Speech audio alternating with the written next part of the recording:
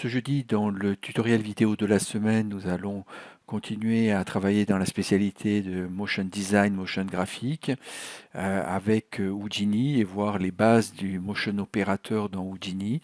La semaine précédente, on était sur Unreal avec son plugin Motion Design et on a mis en place assez facilement donc une petite animation de forme cubique. Et ici, on va faire un peu la même chose sous la forme de spirale ici dans Houdini avec le plugin qui correspond donc à un ensemble de nodes qui s'appelle Motion Operator et que l'on trouve donc sur l'éditeur sur internet gratuitement installé sur une version de base dans Houdini. Une fois que ce plugin de ensemble donc de nodes est installé, on peut utiliser tout un ensemble de motion operators qui vont nous permettre d'éviter avoir donc à programmer du langage VEX ou des nodes complexes. On a tout un ensemble de fonctionnalités que l'on va pouvoir mettre en place successivement pour obtenir le visuel d'animation de motion design que l'on veut.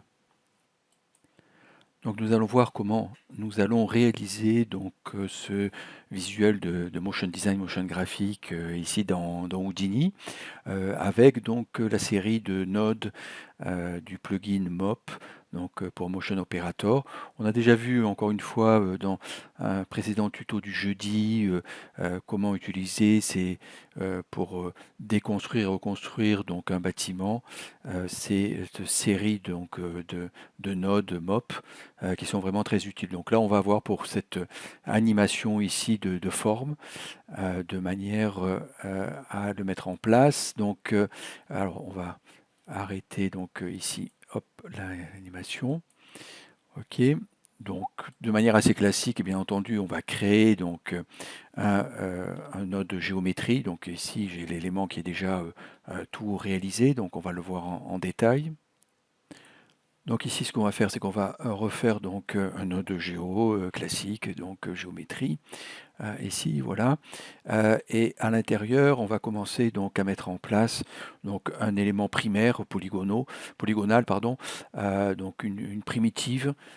Ici, donc dans géométrie primitive, on a des box, alors là, je prends une forme simple, mais on peut très bien prendre un mesh que l'on va importer et on fera exactement la même opération ici. Donc, j'avais pris donc une forme ici sphérique ou platonique solide plutôt.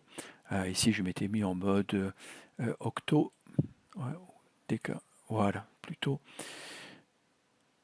Ici, donc voilà, on peut prendre une forme comme ça. Encore une fois, on peut venir donc chercher donc avec un merge, un file merge, ici un mesh en FBX par exemple, et on pourra donc appliquer le même processus que l'on va voir maintenant. Donc on va mettre en place tout de suite un node transform qui va nous servir à rééquilibrer la taille de la forme principalement, éventuellement sa rotation si on veut la changer sur un certain des axes, avant de commencer donc à attaquer les MOP. Ici donc une forme scale si on veut par exemple 0,5. Ici, non pas 5, mais 0,5. Ici, voilà, on pourra réduire ou changer, voire éventuellement keyframer cette valeur-là pour changer donc la taille de la forme au fur et à mesure de l'animation du motion graphique ici, et éventuellement donc qui sera donc ensuite envoyé donc sur l'ensemble du pipeline, ce changement donc de scale ou de rotation par exemple. Ok. Donc après ce transform de base ici, on verra qu'on en rajoute un deuxième pour la deuxième branche, mais de pipeline. Ici, on va commencer donc à mettre en place un mop. Donc dans les mops, en fait, on a vu dans les précédents tutoriels qu'on a 4 catégories, les fall-off, les générateurs, les modifieurs et les outils ici.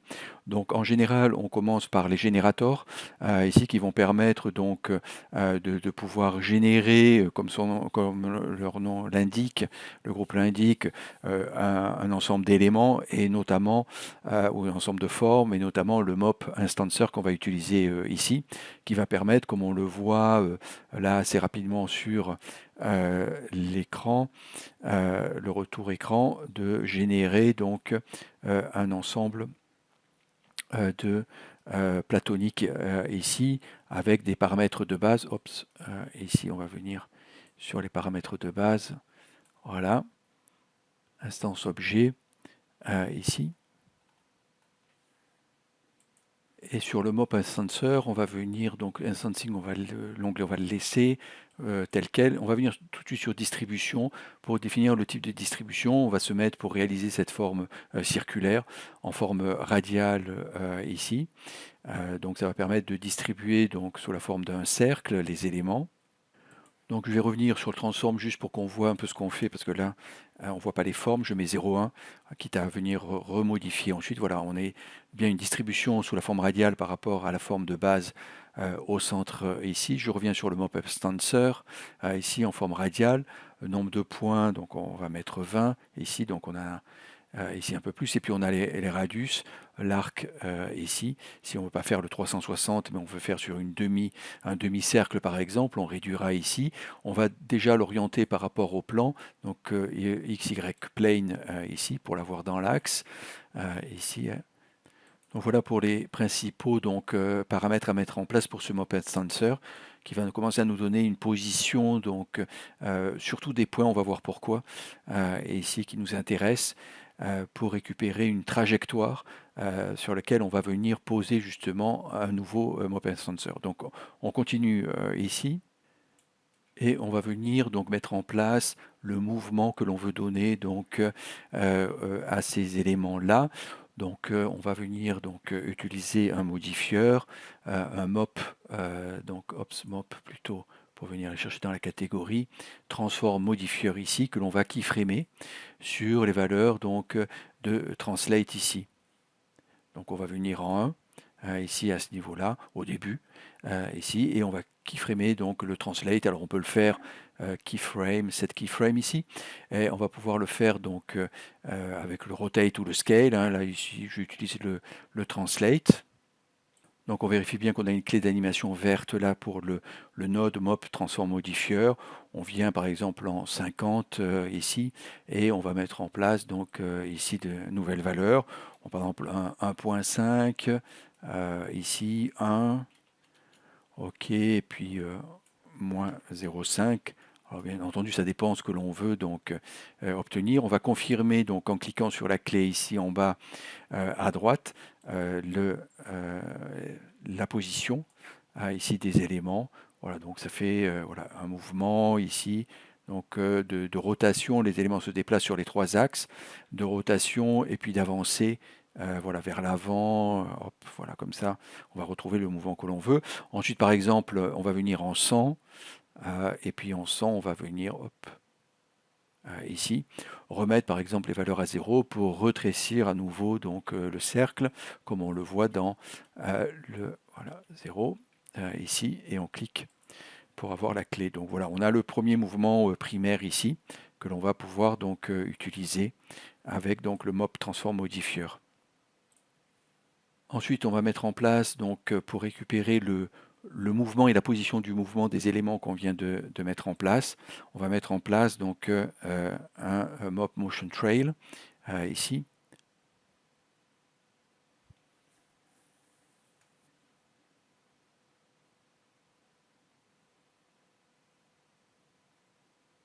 Mop trail ici dans Generator.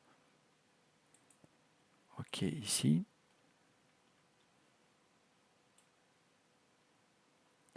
Et donc on va obtenir donc cette série d'éléments ici que l'on va pouvoir donc mettre en place et affiner. Donc c'est les trails.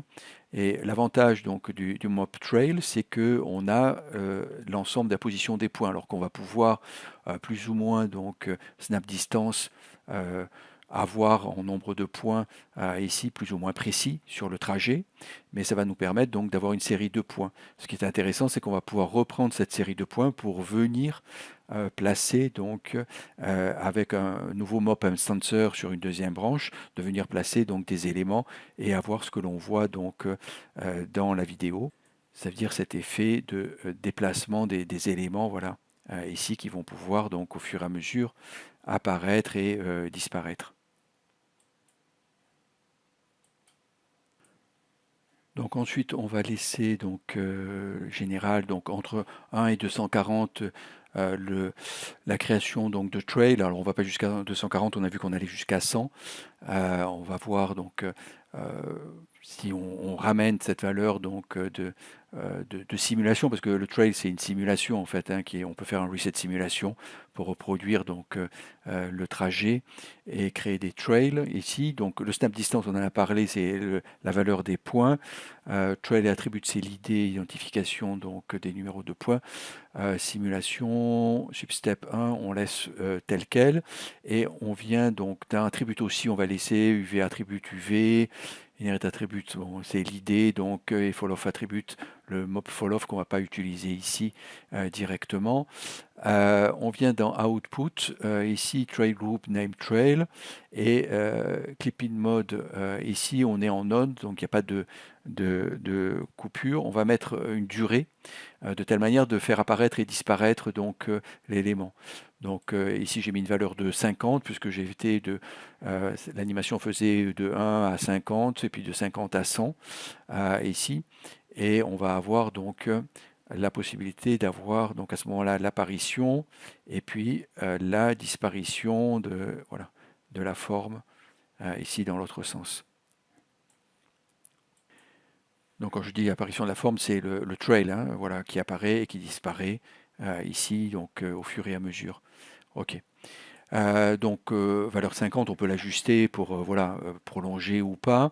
On peut rentrer ça en vex expression, éventuellement en me faisant do vex expression, et ici on a fall off égale à 1 et duration égale à 48, et donc c'était la valeur par défaut, moi j'ai mis 50, et donc on peut venir la corriger avec du vex et écrire d'autres lignes de vex, et éventuellement si on veut avoir des caractéristiques à rentrer. Mais voilà, au départ, donc on a ces valeurs-là qui nous permettent donc de pouvoir avoir ce mouvement-là.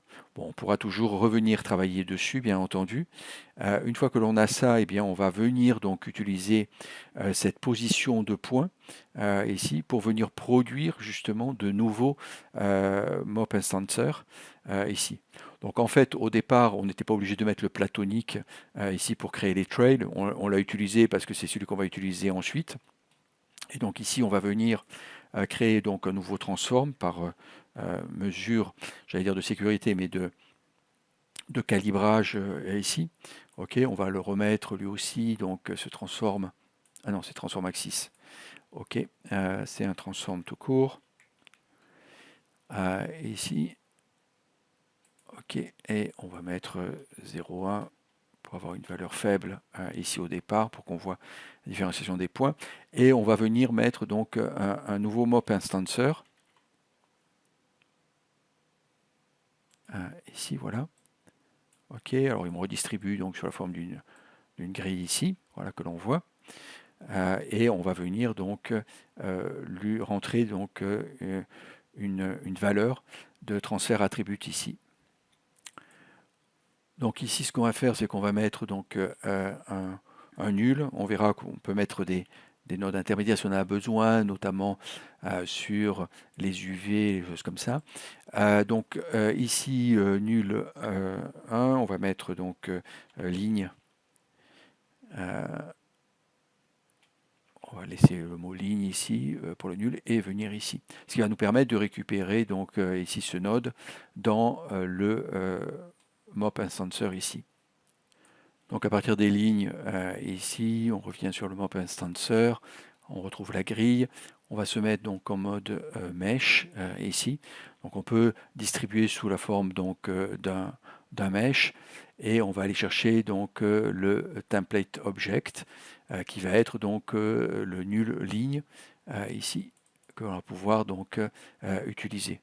J'ai bien fait de prendre une valeur à 0,1 ici pour qu'on voit bien la différenciation. On va même le descendre, 0, 0,2. Ici, c'est un peu petit du coup, on voit plus. 6.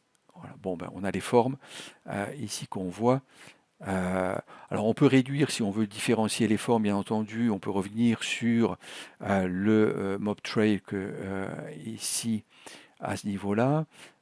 Donc output, duration, ici, général, et le step ici.